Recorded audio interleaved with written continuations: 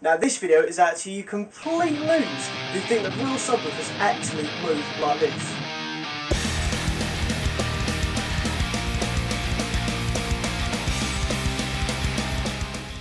The idea of this video is to try and explain to you that subwoofers, the way that they're constructed, they cannot move in this way. Now I know there's quite a few people out there that actually think that they can warp and ripple like that. This isn't meant to be aimed at you saying, oh, like having a go at you or anything, but everyone's got to start somewhere. I was a noob once. I still am a noob in T-line boxes, for example, but I'm willing to admit that, and I'm willing to learn. And if you're willing to learn and you're not like saying like dumb comments and trying to be hard and stuff, trying to think you know something that you actually don't, then you'll get somewhere. Right.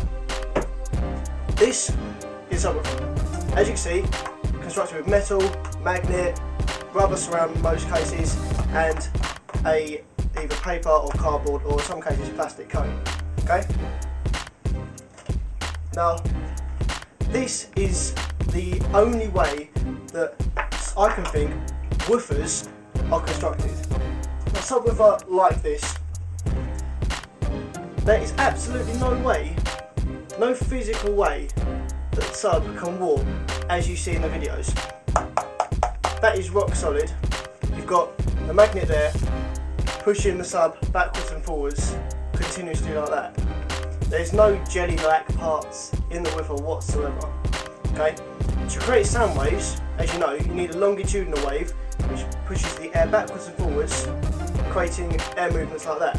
What you're seeing in the videos is a longitudinal wave going across that way. Now, longitudinal waves are not designed for making sound, because that's not the way that waves travel through the air. Sound waves travel through the air to your ears. Types of speaker that I can think of, you've got a piezoelectric speaker or horn tweeter, such as this one right here, which looks like a bit of metal. You get this in if you've got like one of my speakers here. You've got a woofer and you've got a little bit of metal above it, which is the piezo tweeter. And this and horn drivers, which you see in PA speakers, work on the same way as condenser microphones, and each static electricity, and they don't have a specifically have a moving cone, not that you can see.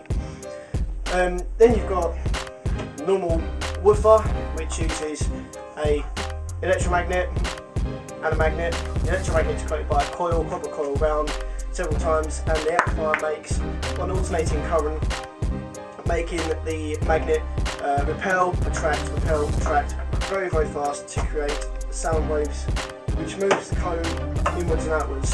As you can see, it's a hard cone with no way of moving, and the surround helps the speaker stay lying there as it's moving, as does the suspension. The other type of speaker that I've seen only over the last few years really being put into practice in the early development is a rotary subwoofer, which is like a fan. So you have your subwoofer box, the same as anything else, and you have a fan where the blades are they fit into the circle, into the cutout on the box, exactly like a millimetre off, so that the fan still spins inside the circle.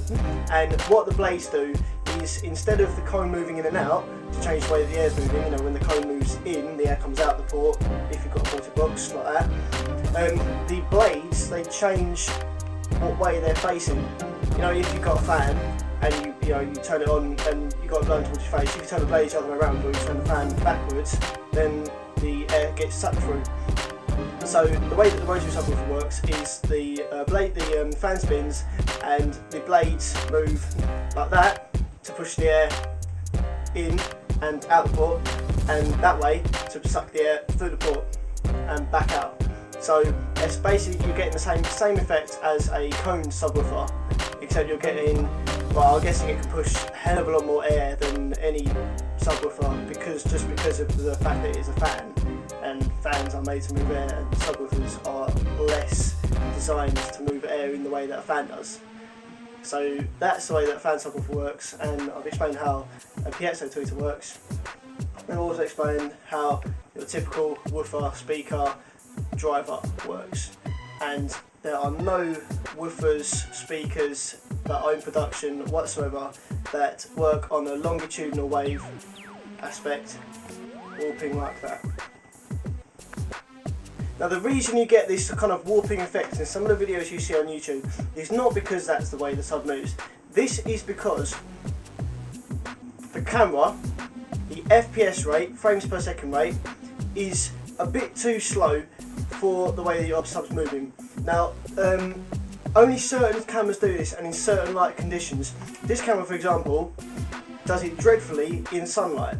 If you've got your subwoofer and you're filming with this camera and you put it in direct sunlight through the window, then you will get exactly what you see on a load of videos on YouTube of the sub actually doing a warping effect.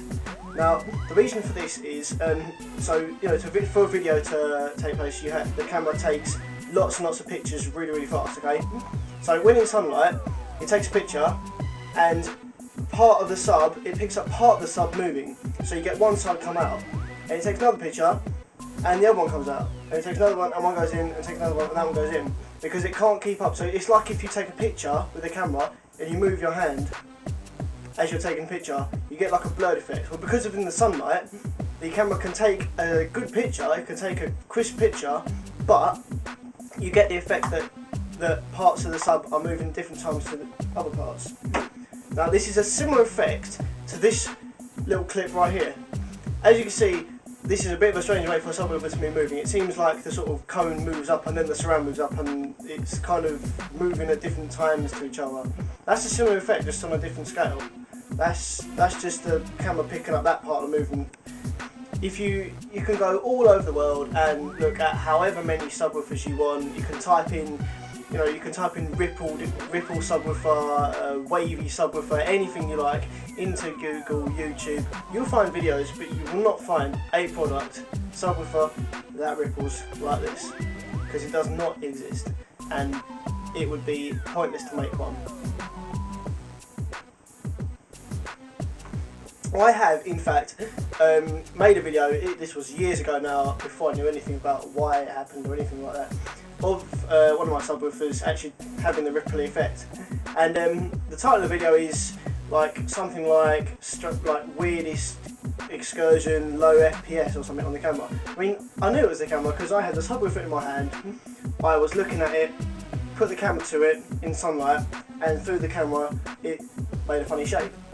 So I knew that subwoofer, that if I saw videos on YouTube of this kind of effect, I knew that they wouldn't be moving like that in real life.